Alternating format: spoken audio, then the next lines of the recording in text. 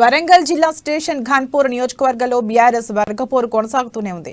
MLA doctor Tatikonda Rajaiah versus Kadiyam Srihari మధ్య పచ్చగడ్డి వేస్తే బగ్గుమనేలా వ్యవహారం ఉంది. తరచూ ఇద్దరి మధ్య మాటల తూటాలు పేలుతున్నాయి. ఆధిపత్యం చాటుకునేందుకు ఒకరికి మించి మరొకరు వ్యాఖ్యలు చేసుకుంటున్నారు.